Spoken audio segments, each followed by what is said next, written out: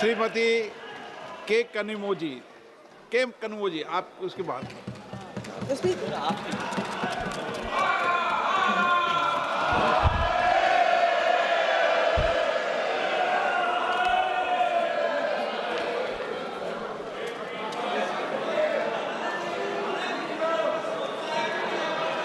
Thank you, sir.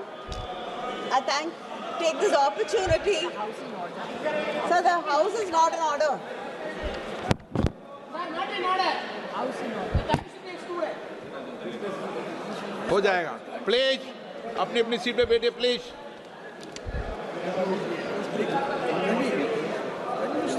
Yeah, I guess. Please अपनी अपनी seat पे बैठिए please.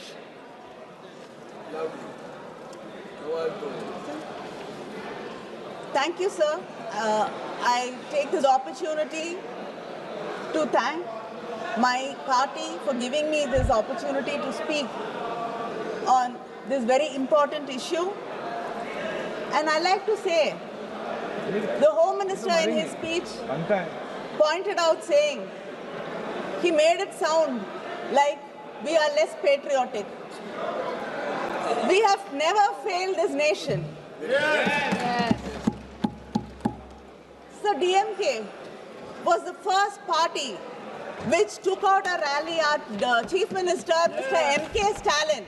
Muthuvel Karunanidhi Stalin was the first Chief Minister to take out a rally in support of our defense forces.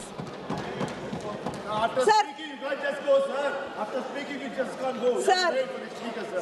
Sir, I'd like to bring to the attention of this House that when you call for an all-party leaders meeting, the leaders from the opposition parties came to the meeting and said that we stand with you. Yes. Yeah. We stood with this country. You are against us.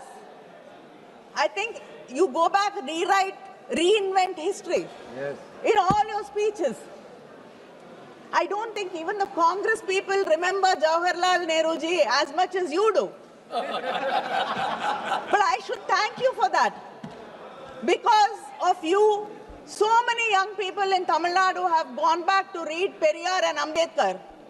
And today, all over the world, young people are finding out and wanting to know more about Jawaharlal Nehru ji because, you know, a person who had such power to change history, to do everything, and imagine having such kind of power till today, even you, whatever mistakes you commit is because of him. So people are really intrigued by that great leader that students are going and reading about him. So I think the Congress and the opposition must be grateful to you. Sir, I also like to take this opportunity to thank the government for sending delegations out and giving opportunity to me to lead a delegation. The minister is here. Honourable member, please, just a minute. Please, other members, please be seated. माननीय सदस्यगण सब लोग बैठ जाइए. माननीय सदस्यगण सब बैठ जाइए सब. Please. No. You are not allowed. No. You are not allowed, sir. Please, madam, start. Please be seated. Please start. Sir, I think for the first time, the BJP has shown some confidence in the opposition, and they have sent us out as leaders of delegations, as part of delegation, to represent this country. I thank them. But also I would like to say, if an opportunity to lead these delegations did not arise, we would have been happier and more grateful. Why did these delegations have to go? Why did this attacks have to happen? Sir, some opportunities are not to be celebrated, but to be mourned. For they arise where peace has failed us. Absolutely. And it stems from the deepest of pain. Absolutely. We had to go on these delegations because peace has failed us. And you had failed the people of India. Yes. Absolutely. Sir, today it's become a blame game. Even the Home Minister in his speech was only intent and only concentrating on blaming the opposition. You should understand, and as you proudly say, you are here in power the third term. And yesterday, the Home Minister in one of his interventions said that we are going to be here for another 20 years. We don't mind being here for another 20 years. In democracy, the people are the greatest and they have the supreme power. If people want to keep us here, we will bow our head in front of them and stay here. But it should not be the Election Commission and SIR which is keeping us here. And we need to protect democracy. I hope that the next discussion will be about protecting democracy and the election system in this country. Sir, you keep talking about, the Prime Minister was there in Tamil Nadu. Suddenly they've discovered, before every election they discover great love and pride in Tamil culture. But just a few months before that, they do not want to accept the greatness of the Keeladi findings. You do not want us to talk about the greatness of Tamil Nadu, where our Chief Minister says that from Tamil Nadu is where the history of India shall be written. But you came to Gangaikonda Cholapuram. Remember the name. Gangaikonda Cholapuram. Gangaiயை கொண்டவனவன். Gangaiயை வென்றவனவன். தமிழன் கங்கையை வெல்லுவான்.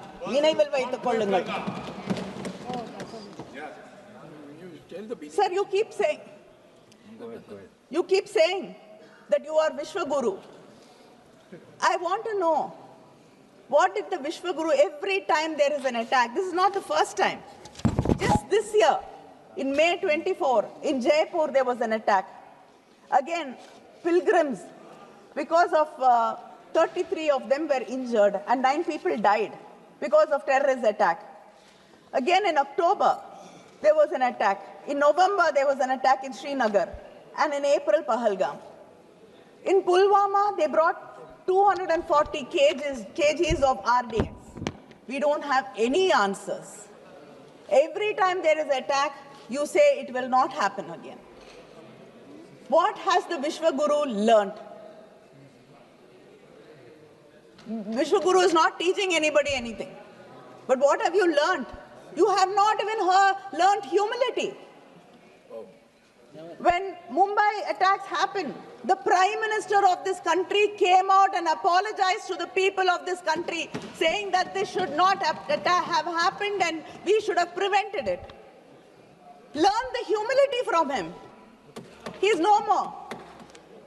Who takes responsibility for what happened to the people in Pahalgam? They were innocent tourists. They believed you, trusted you, and came there thinking it is a safe place. But they lost their lives, their loved ones. Have you reached out to these victims actually? What compensation has the union government given them? Everything, responsibility is shifted to the state governments. It's the state governments who have to take care of them. What has the union government done? Nothing. When we went to Spain, it was so heartening to see that the government was supporting NGOs, organizations, which were taking care of more than 4,000 terror victims. These terror victims are not only the people who die or lose limbs. It is the families. It is their children.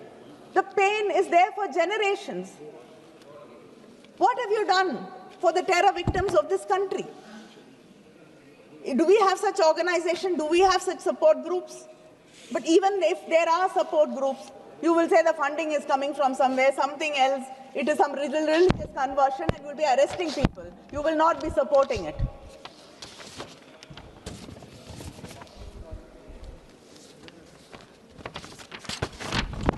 So, the Home Minister, when he spoke about what great achievements they've made in Jammu and Kashmir.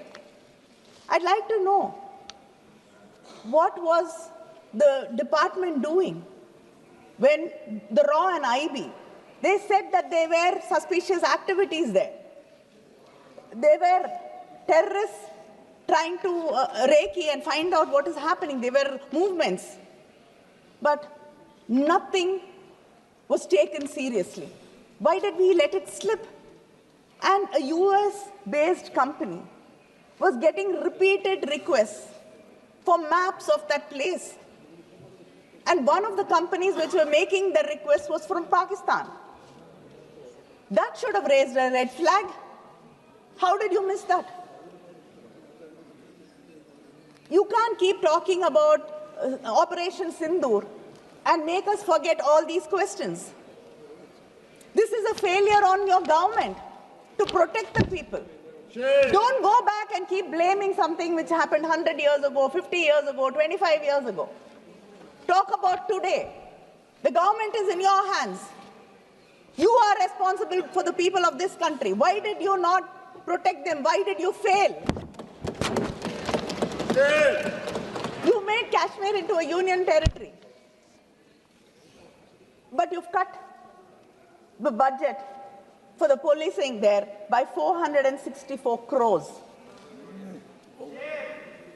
It is a territory which has to be protected. And over 8 years, there's a delay in posting 4,000 constables. What kind of protection are we talking about? What kind of security are we talking about? And we all believe that, tourism, because Kashmir depends on tourism. The Chief Minister was so happy that, again, there is tourists coming there. But people invested in hotels, in restaurants, in homestays, so that tourists will come and they will have a better life. But today, 13 lakh bookings have been cancelled. What a shame. What happens to the life of these people who've taken bank loans, who borrowed and invested? How are you compensating them? Do you even care about them? So I'd like to remind you that India stood together. I give you credit for sending us. We would not think which religion we belong to, which language we spoke, which party we came from, east, west, south, north, nothing. But we stood with you. The opposition stood with you. The soldiers. With the soldiers, with you, with the country. We had Muslims in the delegation. We had Christians in the delegations. We had atheists in the delegation. We have, people from different parts of this country. We all went together and stood for India. You realize this when you had to convince the international community. But why is your politics in India so divisive? Very good. Very good. Why are you dividing this country by your politics? Why are you basing it on religion? So the hate speeches by your own leaders has gone up by 74%. And any media which brings it to notice is against India. Anybody who asks questions against you are anti-national, Naxals. Any media house outside the country or within the country questions you, raises a doubt, we are against this nation. Why? Why do you want to divide this nation? We want this nation to be one. Yes, yes. You should decide whether you want it to be one or not. Don't divide us. Unity is our strength, and we shall stand together. I want to know, what did you do to a minister who shamed Col.Sofia Qureshi? Madhya Pradesh. A minister from Madhya Pradesh BJP. said something atrocious against a person who has given her life to protect this country. What a shame.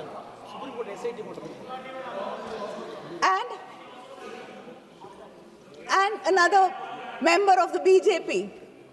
He shames the victims, saying they did not have the spirit of warriors. Who decides what is the spirit of a warrior? What action have you taken against these people? Nothing. Has any leader condemned them? No. Your own officer, Mr. Vikram Misri, his family was trolled, condemned, insulted. Shameful. Did somebody come out in support? Our own officers. Sir, you should understand that dividing this country, not standing by its people when they need them, is not what we expect out of a government. When we stand by you, and yet you do not trust us, you do not believe us. After Operation Sindoor, before the Operation Sindoor, everybody came together, said we stand by you. After that, we all went, rallied behind you and said we justify what the government did. We stand by the government of India. Have you ever invited the leaders from the opposition after that and explained to us what happened? I want to believe you. I do not. உங்களை நான் எந்த விதத்திலையும் ஏத்துக்க தயாராக இல்லை. உங்களோட ஐடியாலஜியாக இருக்கட்டும், நீங்க இந்த நாட்டில் விதைக்கக்கூடிய விஷ விதைகளாக இருக்கட்டும், அவை வேறறுக்கப்பட வேண்டும் என்பதிலே எனக்கு இருவேறு கருத்துக்கள் கிடையாது. ஆனால் இந்த நாடு என்று வரும் பொழுது இந்த நாட்டின் இறையாண்மையை நான் நம்புகிறேன். ஆனால் இன்னொரு நாட்டிலே இருக்கக்கூடிய ஒரு தலைவர் குறைந்தபட்சம் 25 முறை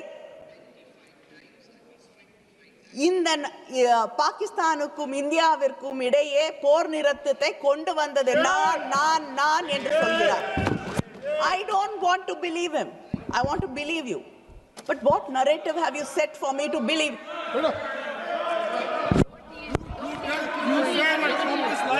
I want to believe you. I want to believe my government. You don't want us to believe. But he has said it 25 times. What reply have you given? Nothing. Why do we have to just suffer in silence and take it? Is this your foreign policy? Our Prime Minister has traveled to practically every country in the world. I mean, he's practically not here. Even when Parliament is functioning, he's not here. That is how it is. And we have a person from Foreign Service as our minister, External Affairs Minister. He speaks very well. But what have we achieved when it comes to diplomacy? Even Pakistan had 2 countries supporting him. Has anybody come out openly and condemned what Pakistan did in this soil and continues to do? Is this your foreign policy? Do you have no friends? Why is it that we do not have any friendly neighbors, we don't have any fair weather friends, we don't have anybody to come out and openly support us and condemn a country which is sponsoring terrorism against India? Haven't you failed? Yes. In your diplomacy? To bring examples from Tamil Nadu, I think you have the best relationship with Sri Lanka today. You even landed an amazing deal for one of your friends, which the Congress, I think, sadly is not capable of doing when it was in power. But you have achieved that. But still, our fishermen get arrested every day and our chief minister has to write to you. Their boats are not released. Why can't you use your good offices for the people of this country and not only for your friends? Yes, sir. Is this not a failure in your diplomacy? Yes. Sir, and you talk about technology, you talk about all your achievements. are we actually prepared to face war? Nobody wants war.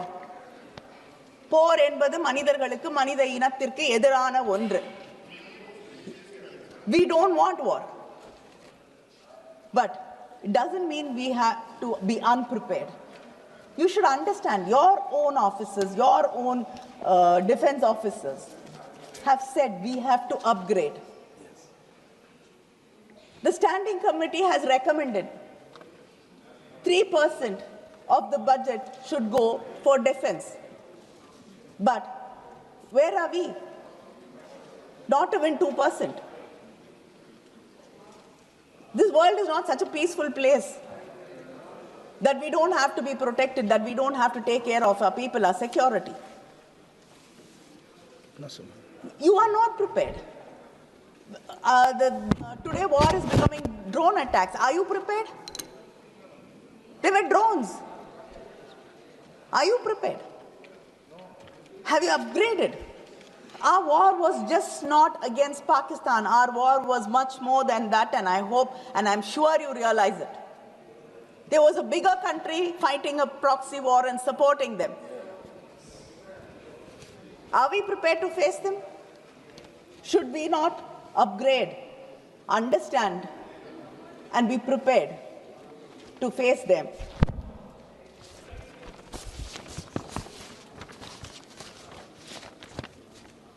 And I'd like to end my speech saying that the Vishwaguru has failed us. The Vishwaguru has not learnt any lessons. The Vishwaguru has not taught any lessons. The only thing this government, I can call this government an extension government, because all the officers are on extension. You don't trust your own officers. Everybody, if it is a raw, extension. If it is a IB, extension. ED, extension. What is the need? Don't you trust the second rank of your officers, second line of your officers? In the BJP leader. No deputy speaker. No point saying that, I am great. I am the greatest leader in this world. I lead. I'd like to say, valor is not a sword soaked in blood and bloodied victory, but it is in the silence of a battlefield never summoned. The fiercest leader is not the one who fights to win, but the one in whose presence no war can begin. அப்படிப்பட்ட ஒரு லீடராக, ஒரு அரசனாகத்தான் கங்கை கொண்ட சோழன் இருந்தான். வந்தீர்கள், பாடம் கற்றுக்கொண்டு வந்திருப்பீர்கள் என்று நம்புகிறேன். நன்றி, வணக்கம். Thank you, madam. Thank you.